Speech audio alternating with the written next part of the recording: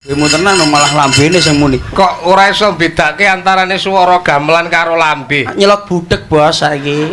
Oh, sebabnya yang boleh kok nyelot budek? Ora ndek duwe. Oh, durung duwe. Wilujeng dalu, Pak. Aku apa awakmu? Lah kowe paku. Iki awake dhewe rung bodho lho. Lah iya paling tidak ki wulan riyaya, wulan Sawal awake dhewe ngaturke kabeh kaluputan. Wis oleh parselan porong. Sapa? Kok bose Urung. dikai mari Mas loro ngono. Ya mari Mas loro lak cilik. Lah iya. Wilujeng jangkrik awakmu sik to. Lah kowe pakut to? Wis sik aku sik. Nek ngomong salah siji sing siji meneng. Ya. Aja omong bareng. Dek ayo Kowe kuwi lho. Wilujeng dalu ngarep ngarep. Kowe iki ra iso basa. Wilujeng dalu bojange. Wilujeng dalu pripun wartane, Mas? Pikantuk berkah pangestu panjenengan boten wonten alangan setunggal punapa. Panjenengan kados pundi? Ya nampa saka pendongamu ora ana alangan suwiji apa. Amin. Wulan ingkang becik, wulan ingkang sae, mestinipun kathah kalepatan, kathah kekirangan. Kula ngaturaken minal aidin wal faidin, mohon maaf lahir dan batin. Iya, tumibos padha-padha. Inggih, kula tampi. Tata kramane apik. Genteran sih. Genteng. Bos, Ya. saagenge gadan kula bos luwih ageng gadan panjenengan. Piye to maksude iki lho kowe iki lho kok. Iki njaluk aku kok saageng-agenge. Kok iso malah geden-gedenan iki lho. Sak ndableke gadan kula terus ndablek gadan jenengan. Lho kowe iki kok malah piye ta jane? Iki ta iso apa ora to ta? Beten njaluke pete, Dek? Pak Sun. Pak Sun. Sepinten agenging Sepinten agenge gadan kula kaleputan. Sepinten agenge kalepatan kula Pak Sun. Mugi linebur, Mugi linebur wonten ing dina riyaya punika. Saiki ora riyaya dina Sel Kemis apa ngono kaya tak tapuk. Maksude jek wulan Sawal ngono lho. Ngoten niku lho Pak Sun. Lho, piye to? Ya Pokoke kono. sepinten-pinten agenge gadan kelepatan kula mbok bilih. Pokoke dilebur lho Pak Sun. Lho. Penake piye ngono lho. Pak Sun. Iya ya tumibos padha-padha le. Nah, Angsal kula mriki. angsal kula mriki Bun-bun enjangan jejawah sonten. kula benjang derek sinten ki jane nek kok nek wong wedok apa wedok kucluk apa wedok iki jane kok rumah Lah sakit. basa ya ora iso. Ngebun-bun enjangan Jawah jejawah sonten Nggih. iki ana maksude piye le sampean sing ngomong kudu iso nyetake. Bun-bun enjangan jejawah sonten. Bun-bun enjang ki tegese mbun sing wayah esuk ki uwun-uwun. Heeh. Oh awake dhewe nyuwun. Jawah sing sonten ki rarap. Dadi Tegese padha karo wong nyuwun rabi. Bun-bun enjang jejawah sonten ki tegese nyuwun rabi. oh nggih Pak Sun. Jenengan iku lho. patusaken sinden jenengan sing niki lho apik iki ya. Lah. Omonganmu ra. Sing malah dek sing merintih-rintih mendhi aku. Nek sinden nek kidung Manggala ki wis nyacat kualat maidu plonga-plongo, mesti dijamin kualitas baik, sae hebat. Ah, Mas Yudo, Nggih, niki rak pitonan. pitonan Sampeyan niku kejaba lawak uga kena diarani ustad to, Mas. leres. Ngomong Kula mewakili dagelan soleh sa Indonesia. kelinci pen lambemu iki. Nyapa teko Tegese pelawak sing wis tau mlebu ning pondok. pondok bersalin apalamu ora apal kancane kok rumah Ya kaya tegese tau ngangsu kawruh babagan agama. Ngerti ya, Le? Ya sekedhik nggih mangertos. Percaya tau ning pondok. Nate Ngaji, Dik. bakul es goblokmu. Nah poso rame-rame cah cengoh iki yan sisi kok. Ya sambinen ngaji golek ngelmu. Ngerti rasa Nek pitonan niku napa? Pitonan punika adat widi-widana ingkang tasih lumampah wonten ing laladan mriki tinggalane para leluhur. Adat widi widana. Nggih. Nggih. Apa to kuwi omong apa to bocah iki? Sing Ora ora ya tekan kok. adat widi widana. Nggih. Tinggalane para leluhur Dadi kuwi Ingkang termasuk tasih- kejawen ya, Le? kejawen. Oh. Mboten wonten hubungane kalih agama ning kudu selaras kalian agama. Mulane diarani selama agama ora kejawen digabungne karo wujude Agama kudu Terus- bisa selaras, serasi lan seimbang tinggalane para leluhur sing isih diuri-uri ana ing laladan kene. Awit sing diarani naluri ki nalar sing diuri-uri. Kuwi- Ngono lho, Dik. Kuwi tegese apa to kuwi? Apane? Sing diapakne saiki lho sing digawe iki diapakne. Piton-piton iki netepi adat. Piton-piton. Piton-piton Berarti mitoni. Apa ta sing dipitoni apa? Ya putrane ta. Putrane Pak Kiranto. Pak Kiranti apa Kiranto ta jenenge sik? Pak Miranto. Miranto. Tegese pitonan kuwi tegese maksude den apa ben nyapa ngono maknane. Lho ya pokoke wis 7 ya Dek ya. Bose ra ro piye to dialang ra ro piye lho.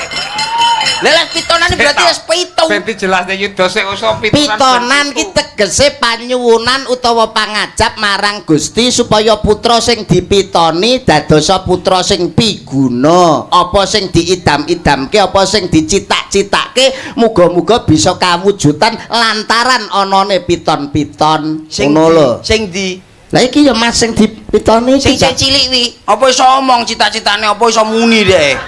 Cah kucluk kuwi yen sisih bocah sik wis 7 wulan apa ya iso muni. Tegese iki pangajape wong tuwa muga-muga putra sing dipitoni iki dadi putra sing piguna, putra sing saleh, migunani tumrap nusa bangsa lan agama, mikul dhuwur mendem jero wong tuane. Malah wong tuane dipikul terus dipendem pateni wae bapake kok. Tak tau apuk perayaan wis sik omong-omongan angel. Kowe iki angel sesuk awakmu lho sing angel. Iki ora tau dipitoni ya ngene iki lho Mas. Ora tau dipitoni niki. Aku ora pitu aku nek ndake koyo porong. Lah, riyen nate no Bos, aku yo apa yo kelingan aku sik bayek ae. Wah. Aku anek wong sugih kok. Akekah. Lah ya akekohin aku. Akekah umume lak wedhus. Lah kok masuk akekah kok kirik lho. Lah lambemu yo ndenge melok mbadhok kae ngomong ae liyane. Salahe mbok keki yo. Yo melok mangan nek maido kancane. Kok rumangsaku iki jan diakeh iki didongakne ngono lho. Ya didongakne muga-muga dadi putra sing saleh lan salehah, migunani tumrap nusa bangsa lan agama taruna ngungkuli bapa. Kakean dongamu kakean. Donga iki singkat ae lho. Lah nek kowe ndongakno piye njajal iki donga kok. Donga ki kudu di sik kowe ana dalile. Kemenanan. Pripun? Entek dalile wonten. Wonten. Endi? Al mukhafadatu ala hati misalih wal ahtu ala jadidil aslah niku bab budaya. Maksudnya budaya apa wae iki nek sekirane apik niku kudu dileksanake. Ngono. Kuwi budaya. Terus kuwi mung kuwi tok awakmu ngono. Lah kowe pon duwe? Lah yo akeh aku lah awakmu gelem ngeduk. Ae dhewe ilmune wong kondang kok. Lah iki basa-basa kaya aku ngene mang awakmu duwe? Yo alah kok yo takok aku to dodo. Njajal saiki njajal nek tak delok kuwi Kediri kutane lho. Sing dadi nyatane. Kebo sapi sing digugu. Keluane. Nek menungso entute lho kena mesti. Lho aku mesti. Lha iki sing dipitani Mas ayam Agam. Oh agam. Agam. Devan Tara iki didongakne sithik ae sing penting sugih, Dik. Kok iso sugih? Lah iya didongakne sing penting sugih. Lah iso sugih iso nanggap wayang dalange Pak Sun. Tak omongi wong saiki sing penting apa? Sak penting duit saiki dina iki. Lah iki awake dhewe ra kene ra dikek dhuwit, merongos ae dhewe. Wong saiki iki taun-taun iki sing penting duit ora usah mikir apa-apa awakmu. Nuwun pangapunten Bujang Sumelatur sawetawis Mas Percil. Nek awakmu dalam imit berpikir di atas panggung yang kamu bicarakan hanya duit, itu sangat fatal, Dek Percil.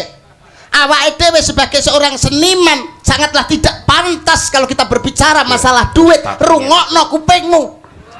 Seneni lah aku seneni. Jangan sekali-kali kamu di atas panggung ngomong masalah duit. Nawa itu kita bismillahirrahmanirrahim melangkah cikil tengen saka ngomah golek silaturahmi nandur kabecikan golek seduluran ora semata-mata golek duit cil. Rungokno gobokmu. Iya. Sepurane Dik ngono kleru lho. Duit dulur kuwi sing luwih penting cil.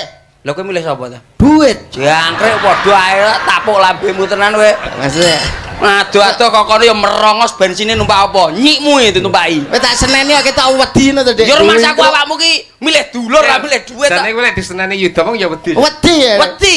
Ya wedi Mas. Ya wedi aku. Aku dhewe nyeneni ya wedi lho, Dik. Wong koclok kuwi jane kok rumah. Ketuane sapa to caloro ki? Kula. Lho, iya to kowe. Tak antemi lho, ikut biasa tak antemi lho. Siapa tadi? Umurmu piro? Lah, alah, lah umurmu sak umur jagung. Lah aku lho kelahiran tahun 82. 82 pamer. 87, Dik. Tuwek aku. Jangkrik 82 karo 87 kan ndi to? Kayak 87. Ya tuwek aku. Awakmu mesti Senen Paing kowe, gak oleh karo iki kowe. Oleh kowe. Nek aku oleh aku. Senin Legi kudune entuke karo Kemis Legi. Awit Senin ki 4, Legi ki 5. Terus? Jumlahe 9. Terus? Wis satuane mesti padha nggawa. Nggawa apa? Sing lanang nggawa teken, sing wedok nggawa bathok. Pengemis goblok kuwi jenenge kok cah ra Jawa kowe karo rumangsaku. Wonge golek jodohe kaya aku ngene iki lho. Kowe piye? Lho nggih Bos, kula mados jodohe tak delok teko tak sawang ora teko apa-apane. Delok saka apane? Mlakune. Wong wedok ki antarane mlakune iki besok piye? Terus ya nuwun sewu lho Dik. Mamane lakune merak kesimpir. Nah, Merak kesimpir ping piye laku merak kesimpir? angel merak kesimpir nyeret-nyeret lho Dik mlakune iki Dik. Lho. Kuwi tunggalane buribut. Lah nyapa buribut kok mlakune merak kesimpir? Mlakune merak kesimpir. Sing piye mlaku? Oh, tapi gemati karo wong lanang. Gematine. Oke lah ditenono wong wedok lek mlakune iki mene Dik. Lho. Lho iki Dik. Nah iki gemati karo wong lanang. Apa enak wong wedok mlaku kok kaya ngono lho. Tapi nuwun sewu kowe golek He. kowe golek lak mlakune wong wedok ki sak jangkah teko mburi ya delok ditenono mlakune ngene. Lho iki alon-alon ta Dik. Ah kuwi lho kowe wong wedok golek apa? Nyapa wis? Lurutis goblok kok. Alah. Kowe iki kan Jawa kowe iki. Kowe iki dikoki tenanan kok Lah iso. tapi lak bojomu kae ora dudu lumrahe wong kaya. Lah nyapa kok nyandak tekan bojoku bareng? Lah wong aku ora Aku kuwi nuwun sewu, dadi wong lanang cita-citaku mbiyen duwe bojo sing gingsul. Wong nek wedok untune gingsul nek mesem mesti manis. Lah apa lho sak cangkem gingsul kabeh kowe bojomu. Ya merongos lho Bos. Dipamerne kancane. Lho Assalamualaikum. Mas ya kaya ngono ya bojoku omong nek bojoku merongos omongan. Ora ngerti. Lah kowe ora ngerti kok ndemben wayah poso. Nyapa? Lah magrib gegerne wong sak desa. Nyapa? Lah biasane nek salat magrib lak nggawa sajadah. Lah wis sajadahe teles bar dikumbah. Terus? Anjelalah bojoku lepas sujud. Lah kok untune nyantol karpet. Terus piye Dik? Bareng ngadeg karpete ketut geger wong sak desa. Enak wong mangan karpet wong. Mau cah kucluk kowe iki kan kowe. Wong ora usah maido kancane. Kowe sing maido. Awakmu lho sih. Lah nek sindene Pak Sun nuwun sewu Kidung Manggala Raras Riris Kawiryan ki Iki hebat. cobaan iki nomor 2. Sing pundi? Iki nomor 2 iki. Iki lho Bos sing apik Bos. Alah Gampang. iki mau wis. Sing dilu ae masa ora oleh Bos. Maksudnya Iki piye to mending iki? iki. Dek, kowe iki lho Dek. Sing di Kuwi. Kuwi kok nyanyine birunya cinta. Tak gomboki pisan kowe kok. rumangsamu masih ki tuwek tapi ampase akeh kok.